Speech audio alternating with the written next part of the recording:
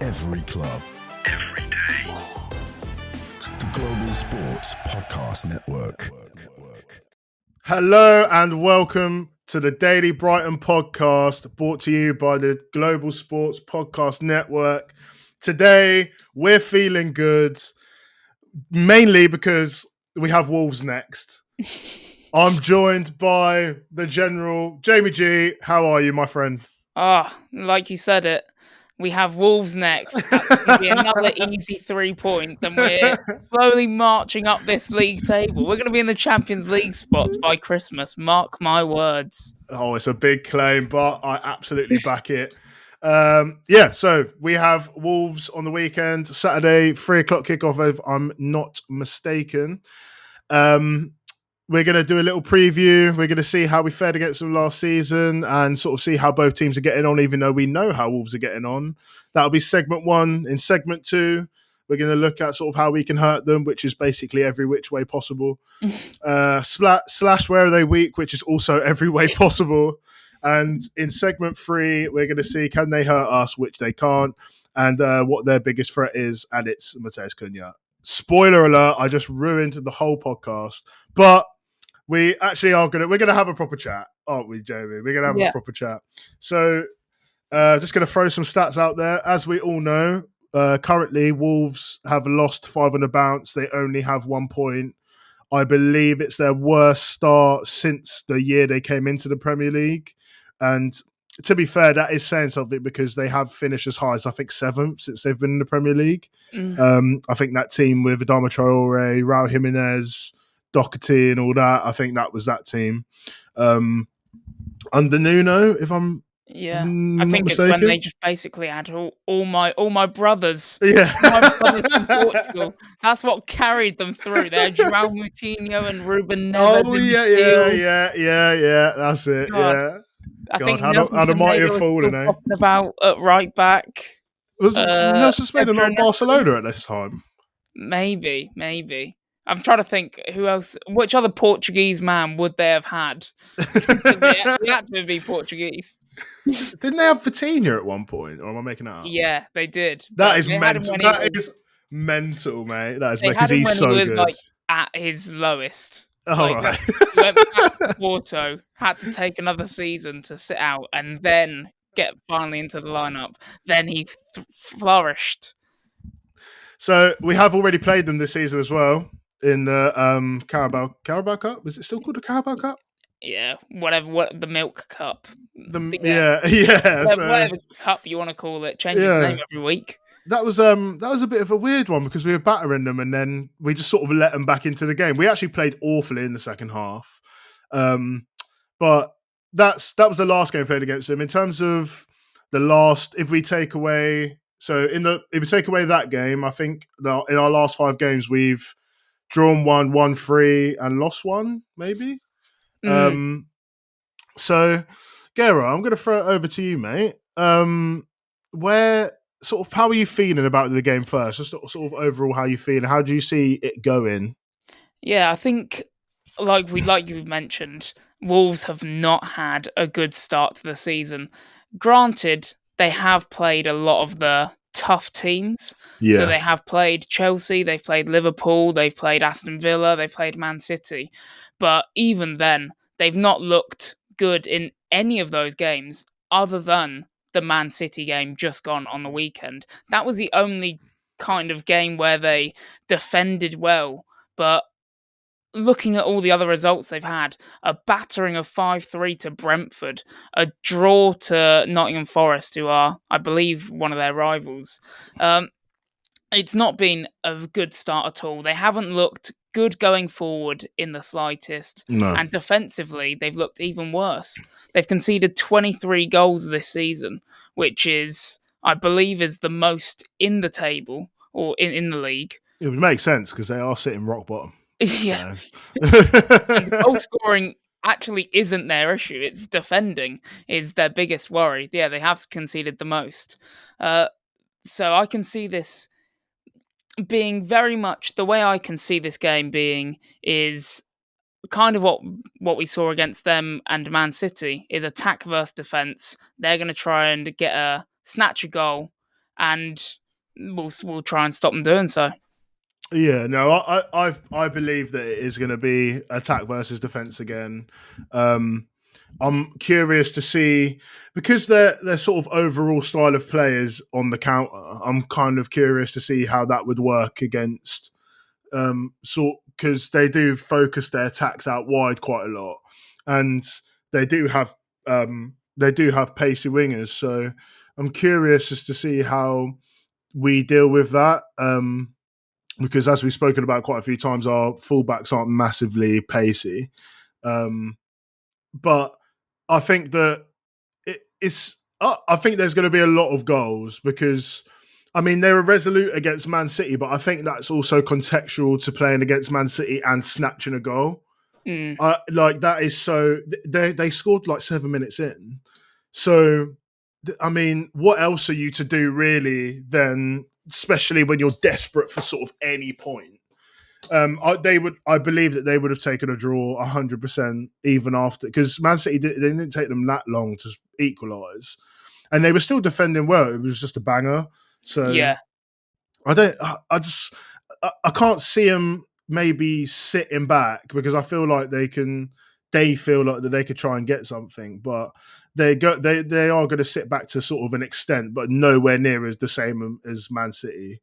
Maybe if they score an early goal, but I mean the struggles in front of goal. I mean, they've only scored, is it 9? Or was it 10? So they've scored 10, and their XG is like 8.53 or something like that. So they're actually overperforming their XG. Mm-hmm. But I mean, it's still just not it's not looking good, is it? Do you know what I mean? Yeah, I mean, every game that they've played, or at least the last 5 that I looked at, they've been outdone on possession, they've been outdone on XG, and I think actually looking back at the Brentford game, they might have had more possession in that game, but they conceded 5 because maybe they thought, oh, let's get a result here, let's try and press them on the front foot, let's try and be more attackive.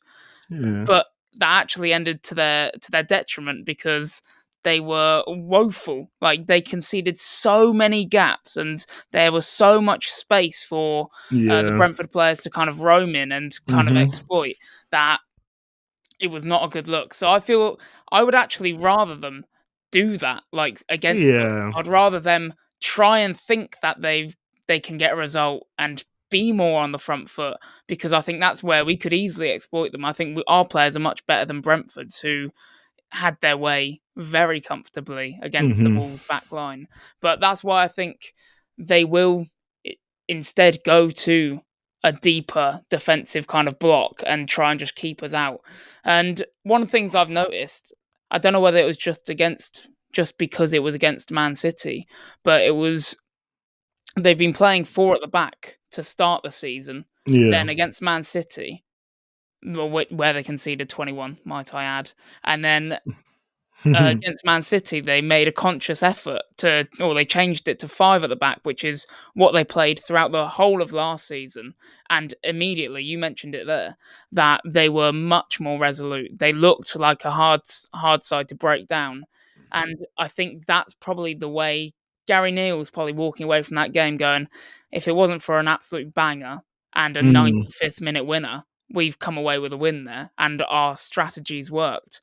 The changing of formations worked. I can see them going to, or staying with, should I say, 3 at the back, and then having the wing backs basically as fullbacks, and then just playing on the counter. 100%. So we're going to go for a quick break. You're going to hear from the ad for GSPN, read by yours truly in a past life. And when we come back, we are going to be talking a little bit about how we can hurt them. So we will see you on the flip side of these ads. This podcast is brought to you by the Global Sports Podcast Network, the only network bringing you exclusive daily news and views on your Premier League team, the Premier League as a whole, women's football and fantasy football. A unique listening experience that puts fans first, bringing you the very latest breaking news from your team. Subscribe wherever you get your podcasts and make us your first listen every day. Global Sports Podcast Network. Every club, every day. And we are back. Thank you, Past Joe, for that ad read. Gara, I'm just going to go straight in there.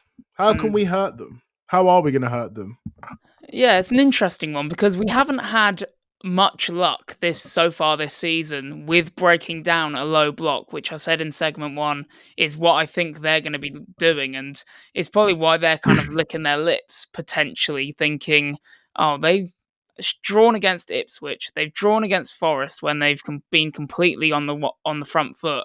If we can just kind of sit back and defend, then they'll struggle to break us down. But I think where Ipswich and Nottingham Forest, where we had issues with them, is that they were not leaving any gaps. They were blocking every shot. Whereas we've seen from what I've seen of Wolves so far this season, is that the gaps are there to be had. Mm-hmm. They don't seem to be like the Brentford game. I'll keep going back to it. They conceded 5. It was an absolute embarrassment, that game. But that's the game which Hertzler should be taking a lot of hope from and seeing how they exploited those spaces, because every header was free against Brentford. Nathan Collins must have won about 2 headers. I think he scored one of them. Kevin Sharder won a header. There was no marking. Honestly, absolutely no marking from the Wolves lads. So I'm not saying we're going to score a header, but it just kind of shows you the lack of defensive or what's the word? Awareness is probably the word. And lack of awareness the centre backs and defenders have of who's around them. And I think that's, if we can just roam into those spaces, that's where we can get some joy. 100%. I'm the thing with Wolves is that I feel like you look at there's 2 games that are pretty big highlights, but then they also have the game against City and the game against Liverpool, where against Chelsea and against Brentford, against Chelsea, they went 1-0 down and 2-1 down, and then they brought it back to 1-0 and 2-2. And then Chelsea were like, no, we've had enough now. Let's just sort this out because this is taking a mick. But you felt like they thought that they could get something out of the game. So where they felt like they could get something out of the game, they've sort of just opened up to the other team, and then Chelsea and Brentford have just absolutely dismantled them. So I think was it Fabio Carvalho scored the last goal against them against the Brentford game. That goal is the worst defending ever in that situation. It's so bad. There's just acres of space. It's like a Bundesliga, like Haaland goal. If you was to go back and watch Haaland's Bundesliga highlights, when he's just running in acres of space, right? It's exactly like that. And we have, hopefully, obviously, Matoma, and I'm not sure about Minte, but I hope that we use our pace out wide, because if we can exploit those sort of gaps that are left, and I mean, it's going to be another another sort of thrashing, really. One thing I did want to ask you, though, is obviously I joked at the start and I said, where do you think they're weak? There is obviously a lot we could be on this for a whole podcast runtime, but where are sort of like the glaring areas where you think that they're weak? Centre back is... Who are these people? Obviously, I know who they are. Totti, my fellow countryman. It's not the real Totti. Yeah, it's not Francisco. The real one. No, it's not Francesco. Francisco, yeah, it's not him. Francisco Totti might actually be a better centre back than Totti Gomez. My fellow countryman's getting hate from me because, no offence to him, he's just not great. They've also got Mosquera, who is, I think he's not played recently because of injury. I generally think he might be injured for the whole season. Oh, okay. I think well, so. He's not playing. We don't have to worry about him then. It's depressing for him. Craig Dawson is still bopping about for them. No offence to Craig Dawson, but that's like us playing Adam Webster. It's the same kind of calibre. It's like Man United playing Johnny Evans. It's the same. How are these men still going? Craig Dawson's been around for about 15 years. Yeah, but we Surely. employ James Milner. Oh yeah, we do. Luckily, he's not starting. No offense. Shows the levels. That shows the levels. But yeah, defensively, they don't seem to be on the same page either. Other than that last game, I think that if we were talking about this last week, I'd be much more critical of them, even though I've absolutely bashed them so far.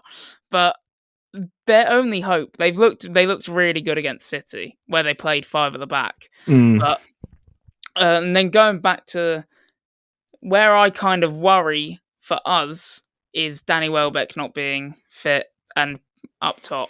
Oh no, And it's so peak. because I think he would have had an absolute field day. I, He would have run them ragged. I don't think the injury's that bad, but I don't think he'll be risked for. No, I don't think he'll be playing. Because the fact that he got rushed to A&E, and then the only things that it could really be is sort of like it's either really serious or it's like really not that bad. Like it's sort of just like a contusion, which is obviously what you would hope. You'd actually hope for nothing, but I mean, here we are. So also just look really like innocuous. Like Bless said that like he got a knee in the back. He didn't even get kneed in the back. Yeah, just little he literally just like touched him, and then that was it, really. And that's what I think worried everyone, was that like it looked so bad from nothing. But yeah, he would have actually been cooking. So the Ballon d'Or, the Ballon d'Or charge, mate, it would have been there, because he could have got easily a brace, little cheeky hattie. Like he would have been thriving against Wolves, mate. It will actually be interesting to see how, if it is Evan Ferguson that does lead the line, how he does against the three at the back.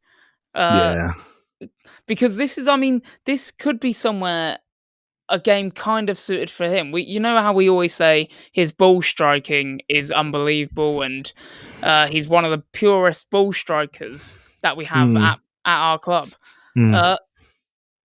From the Man City game, where they did sit so deep, so many shots were from outside the box, and they just kind of had to find any way of breaking them down just by shooting at goal.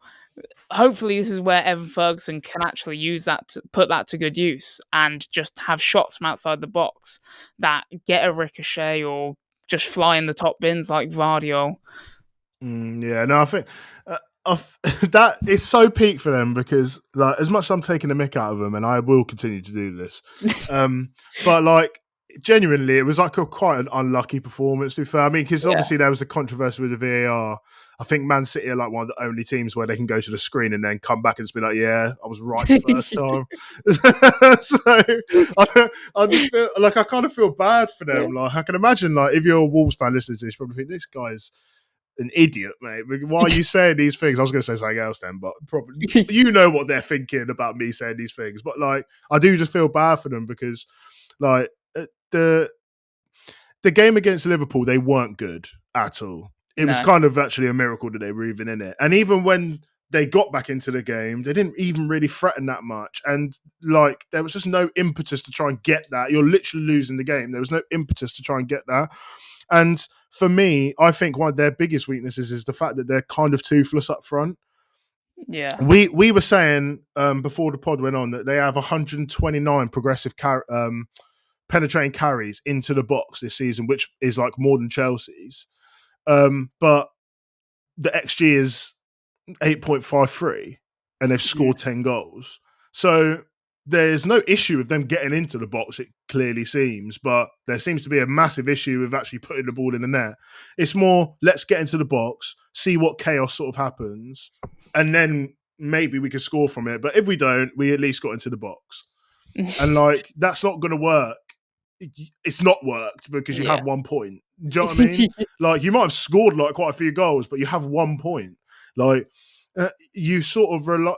If the ball doesn't fall to Cunha or the ball doesn't fall to Strand Larson, you're basically not scoring. So, yeah, I think that is, and that is also a point where they have three midfielders that aren't attacking. Like Andre, defensive midfielder. João Gomez, defensive midfielder. Lamina, a box an type. 8 basically, but he's a Yeah. hard working 8. Do you know what I mean? Like, none of them are the playmaker or No. the one that you'd like to see in and around the box and have some hope for. And I think Mhm. that's where you talk about them being toothless up front. That's where it kind of lies, is that they don't create much because No. of that. Yeah. And then we obviously spoke about this, like, quickly before we go on to the next segment. We spoke about the fact that over the last, probably 3-4 seasons, they've lost Matthias Nunes, Ruben Neves, and Morgan Gibbs-White. And then if you also take into consideration who are some of the, I mean, they don't have Raul Jimenez anymore. Pedro Neto. Neto. Pedro Neto literally left as well. Yeah. So this is even a Dama Traore. Yeah. Like, all of these players that you have, I know they've left like kind of staggered over X amount of time, but like you sort of see it as like it's staggered their it's like they've gotten progressively worse as each player has sort of left. Yeah. So they also lost Kilman and Collins. So Yeah. That's where I also think they've conceded 23, as we mentioned many a time so far. I think those have been their biggest losses. I think their biggest losses have been centre back, because Kilman was actually a decent centre back for them. Collins, yeah, he was all right as well. Uh, like they're not world beaters. Collins, Yeah, no, they're neither not is world Kilman, to be beaters. honest. But Kilman's looking pony at West Ham, man. I'm yeah, not gonna lie. It's but he looking looked all peak. right for Wolves. So they're not Yeah. world beaters, but they're better than what they've got, and that kind of says it all. Yeah, it does. It does. Anyway, we're going to go on to segment 3 after this new, brand spanking new ad from Zencastr.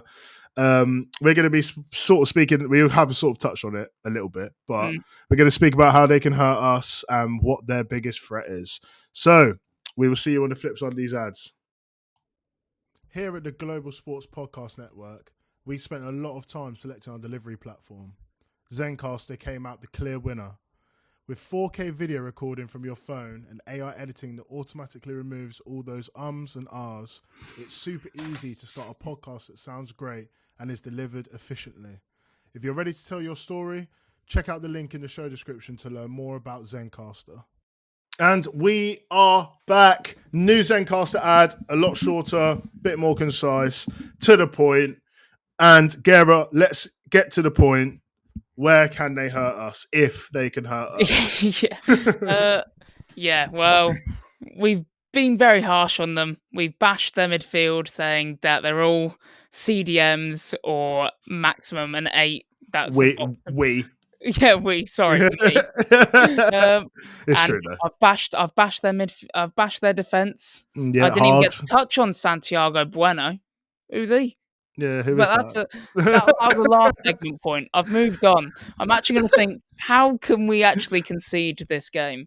And Mateus Cunha is their biggest threat. He is an absolute class player. But I think mainly where they have looked most dangerous, looking back at their games so far this season, is from this right-hand side. Nelson Semedo is actually looked like one of their only promising players, to be fair. You touched on penetrating runs into the final third and into the box in the last segment. And it's true, when you just watch them play, he's the one that does carry it forward. He's the one that's cutting it back or whipping balls in, like the goal against Man City. There was also a goal against Brentford where he cut it back to Cunha and he finished. So that's where it looks like they're dangerous. And it's probably where Mitoma needs to kind of do a job defensively as well. That's all I'd say, is he need to help out Kadioglu or whoever plays there. I think Mitoma needs to track back and really limit Nelson Semedo's touches going forward. 100%. I think I'm going to take your Semedo shout, and I'm also going to raise you Nori on the other side, who is actually technically so much better than Semedo. Yeah. But he does offer a little bit because he's actually a really gifted dribbler as well. He's basically a winger, let's be honest. Yeah. He's basically a winger. But like, for what I've noticed quite a lot with Wolves is when they do get those overloads on the flanks, the good thing about Cunha, which is maybe a part of his game that isn't highlighted as much as sort of like his ball carrying and stuff like that, is the fact that when the ball gets to those sort of like going towards the byline, he always is quite aware to sort of just drop one back because he knows that Strand Larsen is going to be occupying those spaces just in front of goal. So Strand Larsen is going to be looking for the ball across the face, whereas Cunha will drop off a little bit. Yeah. And it's exactly how he scored. He scored against Chelsea that way, and he hit the bar against Chelsea doing the exact same thing in the exact same game, and it was just from a cutback. I think they might have both been from Semedo's side. But the thing with Semedo is that he offers sort of that assist threat, whereas Aït-Nouri is a little bit narrower. So he offers a bit more of a goal threat. Like, he'll just randomly appear in those sort of areas, and he's not afraid to sort of pull the trigger. He doesn't really care if he gets an assist or if he scores. But the thing is that, again, that's so good. That's really good, like a good quality to have. But they don't have the midfield players to sort of, they don't play through the middle because their players, they play down the wings because that's where the threat is. Yeah. But they don't have the option of really playing through the middle because they don't have technicians in midfield. They have workhorses in midfield. Their midfield three on paper is really good, but on paper it's also really unbalanced. Yeah. So you have all these players in midfield that are going to go and just kill people left, right, centre. And they have really good mentality, really good like engines in there, sort of like just like a workroom. But they get bypassed all the time. So all they're really doing in a game is defending or maybe trying to recycle play. And that they would be even bigger. We'd be talking about an actual threat properly if they had I've literally forgotten his name. Ruben Neves. If they had Ruben Neves, if they had like a João Moutinho still, if they had that sort of player, Gibbs White, but they just don't. So like it's hard to see that. You can only really see one way of them scoring, which I know that if me and you were talking about it on this podcast, then I know Fabian Hürzeler has already said this 1,000 times, probably before training has even started leading up to that game. Do you know what I mean? So yeah. And to like Aït-Nouri, by the way, my guy, love getting him on fantasy in our draft league, obviously. Top player for that. But you touched on Cunha. I think Cunha's role in this team is to be that guy that drops off and to be, I guess, their creative player, their 10 almost. And then to try and link up the play between midfield and Strand Larsen up top. Yeah. But he's the only one that kind of does that. It feels like a really, when I watch them play, I feel like it's a lot of weight on his shoulders to basically carry that team, to hold up the ball, take people on because he's capable of dribbling, and then just bring it up the pitch by taking people on or by winning a foul. And it feels like a lot on him, where they perhaps, if he was in a more advanced team or a team with more attackers, he would flourish more. The only thing I fear is, because he is a striker on paper, I guess, on the formation, and one of the centre-backs is responsible for marking him, is when he does drop, like Danny Welbeck does, is the centre-backs being taken out of position and then kind of playing in behind. That's kind of another place I would say to keep an eye out for, which I'm sure Hürzeler is doing. Yeah, 100%. Well, we've spoken sort of what we want to speak about, but there is one more thing that I want to do. And I'm going to call this bonus segment, How Embarrassing Is That? Featuring Wolverhampton Wanderers. So I said before we went on air that I think that they're the funniest team in the league. The reason I think the funniest team in the league is just because of some things that have happened this season. I've got 3. I'm going to add a little sort of 4th one in there just because I think it's funny. And Gary, you're going to tell me how embarrassing that is on a scale of 1 to 10.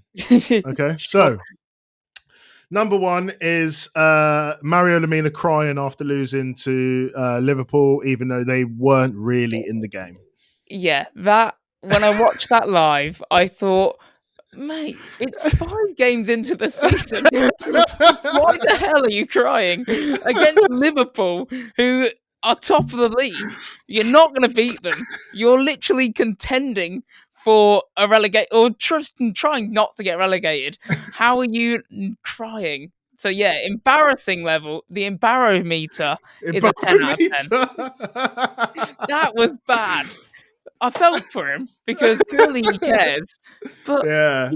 do it in the changing room at least. Yeah. Okay, so speaking of caring, we're going to speak about after, I'm not sure whether it was after the 6-2 loss to Chelsea or the 5-3 loss to Brentford, but I was on Twitter and I saw a video of Matthias, I think it was Lamina, Cunha, someone else, and obviously their media admin on a roller coaster at Drayton Manor.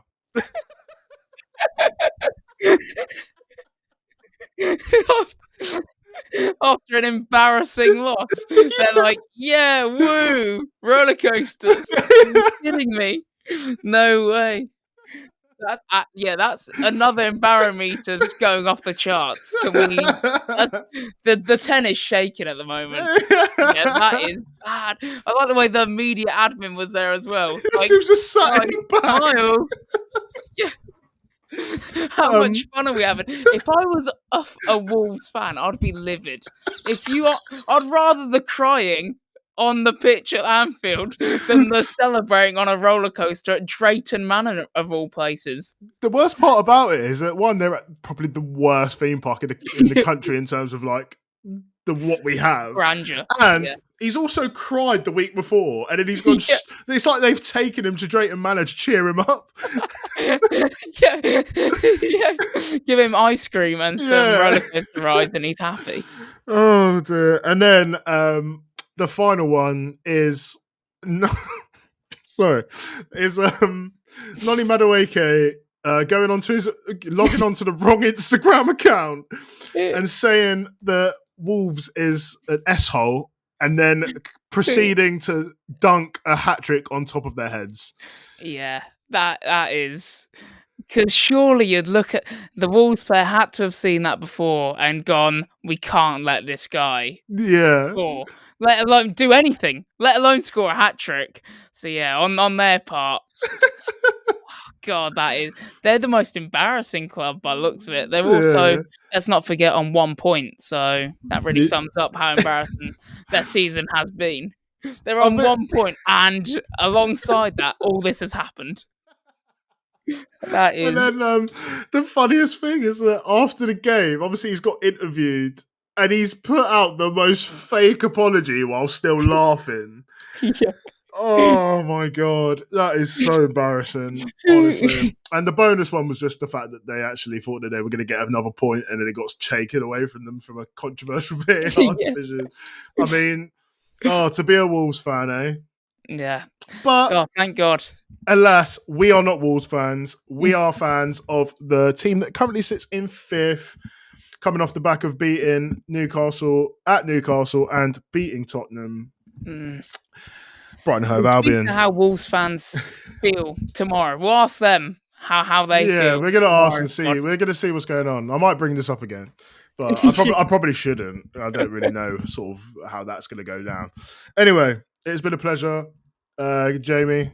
What do you have to say for yourself as we sign off? Yeah, bring on Saturday and bring on another 3 points. Absolutely. Thank you for listening, guys. Make sure you like, follow, subscribe. Look at all our videos on social media. They're all in the show description. Check out our TikToks. Go like them, repost them, show them to your mates, show them how embarrassing Wolves are. And we will see you next time. Thank you. Every club, every day. The Global Sports Podcast Network.